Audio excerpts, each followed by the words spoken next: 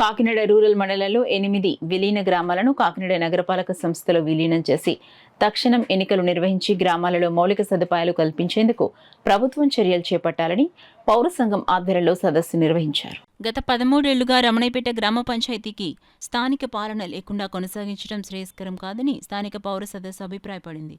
పౌర సంక్షేమ సంఘం పిలుపు మేరకు రమణయ్యపేట గ్రామంలో కమ్యూనిటీ హాల్లో గ్రామస్తులతో మాజీ సర్పంచ్ అడబాల రత్నప్రసాద్ ఆధ్వర్యంలో సమావేశం జరిగింది.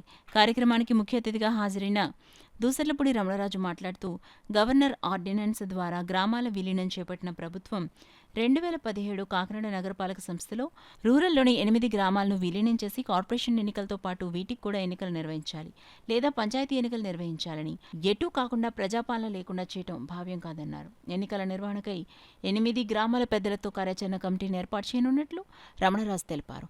అడబాల మాట్లాడుతూ 73వ రాజ్యాంగ సవరణ ప్రకారం ప్రతి 5 ఏళ్ల కోమారు స్థానిక సంస్థలకు ఎన్నికలు నిర్వహించాల్సిందన్నారు. కానీ రూరల్ మండలంలో 8 గ్రామ పంచాయతీలకు ఎన్నికలు నిర్వహించకపోవడం రాజ్యాంగ విరుద్ధమన్నారు. అదేవిధంగా పంచాయతీ ఎన్నికలు నిర్వహించి వాటి తీర్మానం ప్రకారం విలీనం చేయాలా లేదా అనేది నిర్ణయించాలని గతంలో కోర్టు ఉత్తర్వులు ఇచ్చిందని అన్నారు. ఈ కార్యక్రమంలో Rayudu Anil, KVP Balaji, Pothula Srinivas, Kodi Sitaramayya, Palika Srinivas, P Venubabu, Chintapalli Ajay Kumar, Tatikayala Veerababu, BK Mahesh, Y Satyanarayana, Machavarapu Satyanarayana, P Chantireddy, Vittanala Ramana, ఔషారాణి, జోగా Apparao, Vijay Kumar, Penke Venkateswararao తదితర గ్రామస్తులు పెద్ద సంఖ్యలో హాజరయ్యారు.